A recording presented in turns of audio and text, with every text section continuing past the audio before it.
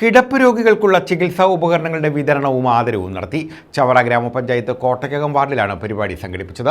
അംഗനവാടി കുട്ടികൾക്കുള്ള tiffin box, കുഞ്ഞിക്കുടയുടെ വിതരണം എന്നിവയും നടത്തി. ചവറ ഗ്രാമപഞ്ചായത്ത് കോട്ടയ്ക്കകം വാർഡിൽ C139 നമ്പർ അംഗൻവാടിയിലാണ് കിടപ്പ് രോഗികൾക്കുള്ള ചികിത്സാ ഉപകരണങ്ങളുടെ വിതരണം നടന്നത്. കൊറ്റംകുളങ്ങര GVHSSൽ നിന്നും വിരമിക്കുന്ന അധ്യാപിക ഗീതയ്ക്ക് ആദരവ് നൽകി. ഹരിതകർമ്മ സേനാംഗങ്ങൾ, ആശാ വർക്കേഴ്സ് എന്നിവർക്കുള്ള ആദരവും ഇതോടൊപ്പം നടന്നു.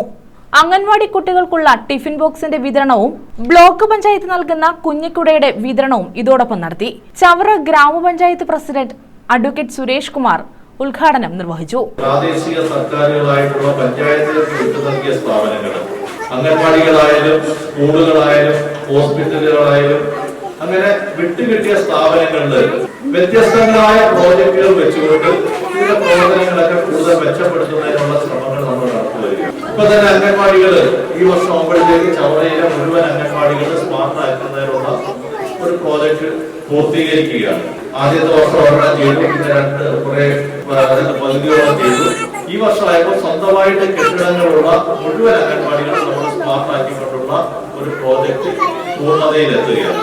ഗ്രാമപഞ്ചായത്ത് വൈസ് പ്രസിഡന്റ് I ജയലക്ഷ്മി അധ്യക്ഷത വഹിച്ചു. ബ്ലോക്ക് പഞ്ചായത്ത് അംഗം രതീഷ് കുഞ്ഞിക്കുഴി, സുഗന്ധ, രാജേന്ദ്രൻ പിള്ള, സജയ് പ്രസാദ്, സുരേഷ് കുമാർ, വേണുഗോപാലപിള്ള, ബേബി സാമുവൽ, മോഹനൻ നിഖിലം, മനു രത്നകുമാർ, ശശിധരൻ തുടങ്ങിയവർ പങ്കെടുത്തു. News bureau, Chavara.